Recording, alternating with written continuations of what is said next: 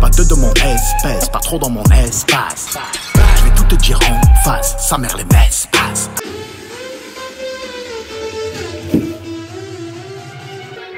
Merci les 100 abonnés.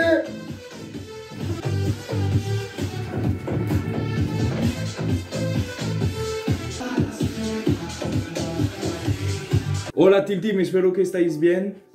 Bon, aujourd'hui c'est un nouveau format.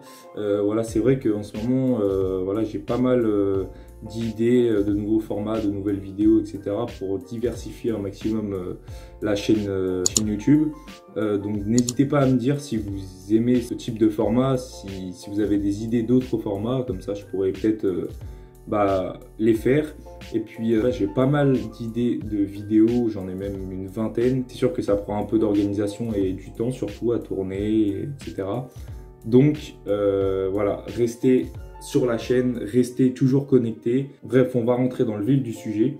Donc là j'ai décidé, je sais pas combien de vidéos je vais faire, mais j'ai décidé de faire une série de plusieurs histoires vraies, donc c'est tiré de faits réels en fait, et je vais vous les expliquer voilà, en 5-10 minutes à peu près. Donc vous me direz en commentaire à la fin de la vidéo si vous avez kiffé cette première vidéo, et puis nous on s'attarde pas, on commence le début de la vidéo.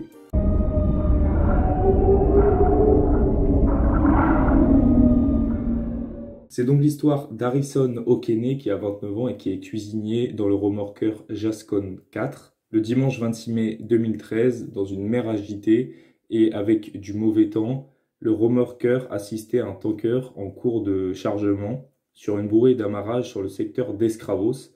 Donc, avec la mer agitée et le mauvais temps, et puis les grosses vagues qui les entouraient, le Jascon 4 va chavirer à 32 km des côtes du Nigeria. Il était environ 5 heures quand le navire a commencé à couler. À ce moment précis, il faut savoir que Harrison, il était aux toilettes et le bateau commençait à se remplir d'eau très rapidement. Dans l'obscurité totale, en fait, Harrison il va réussir à se frayer un chemin malgré la puissance de l'eau qui rentre dans le navire et qui commence à le pousser. Du coup, il va se frayer un chemin entre les toilettes et une autre pièce. Et donc c'est là que Harrison va se réfugier parce qu'il voit qu'il y a de l'air et que la pièce n'est toujours pas remplie d'eau. Dans cette pièce, il y a une plateforme simple qui va permettre à Harrison de se maintenir hors de l'eau et de donc ralentir l'hypothermie. Il y avait heureusement suffisamment d'espace, même si la pièce était quand même petite, pour le maintenir en vie. Le navire finit par s'installer à 30 mètres de profondeur, à l'envers sur le fond marin. Harrison est donc emprisonné dans une cabine au fond des océans.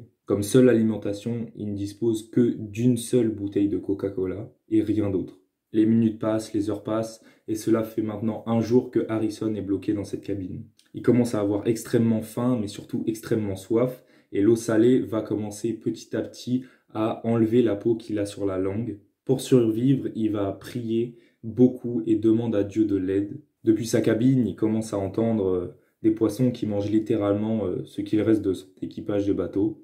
À certains moments, il va avoir du mal à respirer parce que c'est normal, il n'y a pas d'oxygène qui puisse rentrer, donc il respire la même air depuis 2 jours.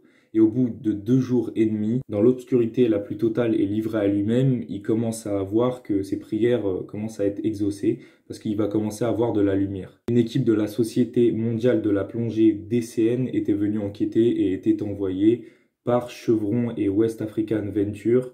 Donc les plongeurs sont allés descendre dans les profondeurs et rentrer dans le bateau pour examiner s'il restait des survivants et surtout pour récupérer les corps. Et là, moment impensable, l'un des plongeurs arrive vers la cabine là où Harrison est emprisonné depuis 2 jours et demi. Et on peut voir dans la vidéo prise durant l'opération que Harrison va voir la lumière et va donc avoir le réflexe de tendre sa main pour voir s'il y a peut-être une présence humaine qui pourrait l'aider. Cela a donc changé toute la nature de l'opération en une opération de sauvetage. Les plongeurs étaient partis pour aller chercher les 12 membres d'équipage qui avaient chaviré avec le bateau. Tony Walker, le chef de l'opération de sauvetage, affirmera ensuite que en fait, ils avaient trouvé que 4 personnes et du coup, c'était impensable pour eux qu'ils allaient retrouver quelqu'un au bout de 2 jours et demi vivant. Même après que Harrison ait été trouvé, il était toujours confronté à un processus complexe pour le faire sortir en toute sécurité. Ils ont donc équipé le naufragé d'un casque de plongée et l'ont guidé vers une cloche de plongée, aussi appelée chambre de dépression. Ayant été à une telle profondeur pendant des heures, des jours, Harrison a donc eu besoin d'attendre beaucoup de temps dans cette chambre pour normaliser sa pression corporelle. C'est là qu'il va devoir passer une soixantaine d'heures dans ce caisson avant de pouvoir retrouver enfin la terre ferme et sa famille. Vous vous doutez bien que Harrison il va décrire cette histoire aux médias comme un miracle.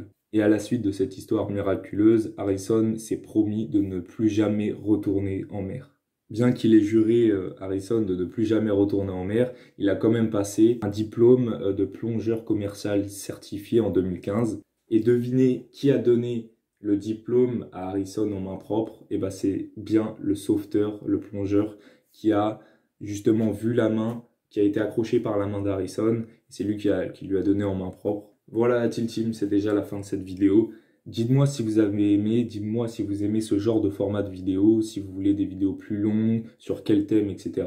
Moi en tout cas, c'est sûr que si je fais ce format de vidéo, c'est que j'aime bien. Même je prends du plaisir à faire des recherches, à bien structurer mon histoire. Et puis n'hésitez surtout pas à liker, commenter, partager. Moi ça me ferait énormément plaisir. Déjà là on a passé le cap des 100 abonnés. Ça me fait plaisir de fou. Voilà, j'espère qu'on va continuer à être sur ce chemin ensemble. Et puis moi je vous dis à la semaine prochaine pour une nouvelle vidéo. Ciao la Teal Team.